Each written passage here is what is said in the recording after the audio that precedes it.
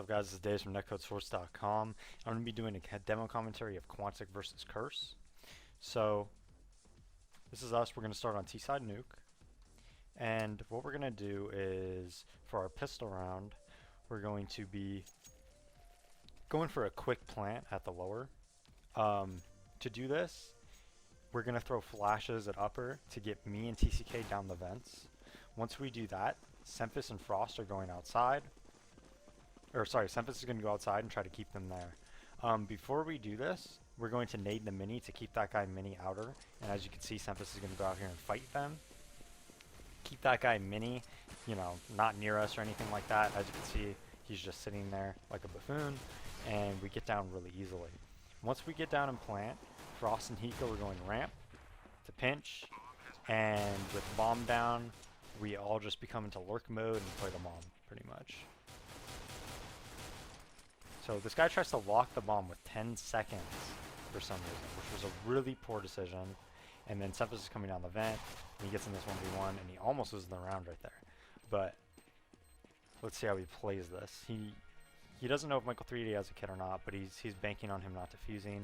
He's faking it, as Sempus knows. He opened the door, so he's kind of just playing with him at this point.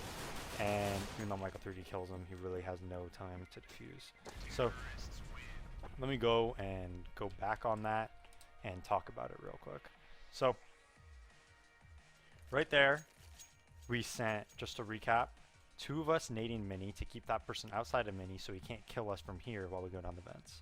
Once that happens, we flash out of the hut window and me and TCK go down and plant. While we're doing that, Frost is going ramp to hopefully hold that guy so we don't die, and then Hiko, who was flashing for us, goes ramp as well. Before that, Sempus heaps the guy outer with our nades to make this guy not go into mini, and then kind of keep him there so we can get down and plant. Once we plant, we have one at the back stairs, which is Sempus, or you can go down the vents, whatever he chooses. Hiko, who threw the flash, and Frost are going ramp so they could lurk and try to kill anybody defusing as well. And then me and TCK are just fighting for our lives down the lower after we plant. So that's the strat. It's a really good one, and obviously one is the pistol. Alright guys, so now the first gun round, one of the most important rounds in the match. If you win pistol and first gun, you're probably gonna have a good time. So on this round, we throw 3 smokes outside to fully cover everything, and we're gonna get down lower with these 2 guys, and they're gonna kind of work it. While that's happening, we're holding for the lobby push. Anger's kind of sitting up here. He gets full blind and he runs back, gets in a really bad spot, and dies. Pretty dumb play by him to play there. He was in a spot where if he gets blind, it's over. Now, let's look at their setup for a second. So, I'm going to lower it down to 17% here. Skadoodle rotates from outside to ramp, and he kind of watches it while Stan watches the lower. So, and right here, Michael 3D is going to stay upper with Easy PK. So right here, the way they're watching lower is very, very, very weak. For instance, if we come ramp above them, and we throw a smoke around here to block off Skadoodle, we pretty much have ramp control. We're going to be able to split lower and ramp and win the round. So their setup is really, really vulnerable to that once it's 4v5. Now let's watch what happens. Stan here is in a really tough spot. He comes back ramp after we've been flashing it.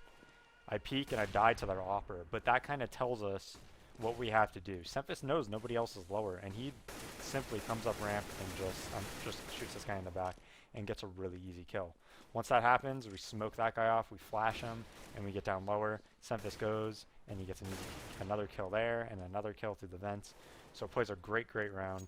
And now Hiko's going to come, spray this guy down, and win the round. So them allowing us to get that pick at outside really helped us win that round. I mean, we didn't really do anything special. We just took the 4v5. We took what they gave us. We wanted on that strat to just get to lower and then pinch ramp. We weren't expecting to get that free outer pick. And once we got that free outer pick, because he was in a spot where he really has no teammate support, if he gets blind, he's pretty screwed. it's a pretty easy round for us. As you can see, they had almost nobody at lower, and we were just able to get a simple, easy pinch. Another weakness that they would have had there is if we would have went through mini. If we would have went through mini, we would have came here, we would have cleared the rafters, and then we would have split hut and door, and it would have been a really easy round as well. So once you make it 4v5 like that, you have a lot of openings on this nuke. Other things we could have done is we could have gone to lower and gone through the vents to upper, and we could have won the round pretty easily as well. So a lot of options that we had there to win, and pretty poor play by them in the late round situation. What they probably should have done is maybe get aggro lobby, take control of that, and then do something off of that. You know, because them giving us the whole map like that kind of makes it pretty easy for us to win the round. Alright, so after that we won the anti-eco round, and now we're going into the second gun round of the match. We showed them that we're going to go outer to lower and kind of pinch ramp, so we kind of just fake it and we go to upper instead. Very, very simple. They're going to throw their outer smokes and go through mini, and I'm going to fake ramp and go out hut with TCK. Hiko's going to go door, and we're going to just try to pinch upper from 3 different spots. Squeaky door, hut, and mini. So right here, Stan smokes it off, and we just simply wait. We spam. They get their outer smokes, and they get ready to come mini. Sorry, it's just going to be frost mini. Sempus is coming back to lobby with us. Now I faked ramp, and now we're just going out upper. So let's look at it from their point of view. Anger's just blind to Tetris, gets one, but then gets traded on from the door. Michael 3D gets one, and I get one, and I trade on him from coming out hut. So what I did is I came out here and I killed the heaven guy, and then I traded on the guy behind Silo. So they were actually set up really well for that. They had a quick upper rotate from heaven, but even though they had that, and they had 3 guys on upper, they really didn't play it very well counterflash wise. Anger was in a spot where he couldn't counterflash at all. He was just a Tetris, kind of in no man's land. Michael 3D was at a good spot. He got his kill, and then he ended up dying afterwards. But then EasyPK was on the rafters as well, and he wasn't set up for counterflashes. So if you don't have your teammates set up for counterflashes, it's always, even if you have 5 guys there, it's going to be pretty tough to win the round. So, you know, lesson learned, they really need to work on their counterflashes. That was really why we were able to win the round. We didn't even pick the right spot to go to. We shouldn't have went upper in that situation. They had 3 there. They had a guy outer that was heaven really quickly. I mean, that was not the best spot to go to at all. And we still won the round. So now I'm going to show you what it looks like from Michael 3D's point of view when we do this strat.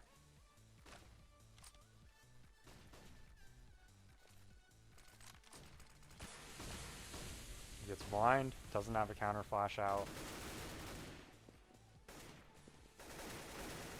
He's able to get one, then I come through and I'm able to kill him. So again, no counter flashes, no win. Alright guys, this last round I'm going to show is where they try to do their 4-1 again.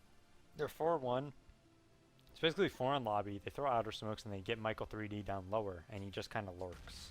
And he tries to hold the rotators there, and then they either go ramp or upper. Very, very simple. But unfortunately for them, they have no idea Frost is opping here again. Again, they must think it's Hiko, because watch how they peek it. Very, very easy kill. Frost falls down. And we're in a great spot. Sempus goes, and I tell him to go back to upper, and now watch what he does. He makes a great individual play here.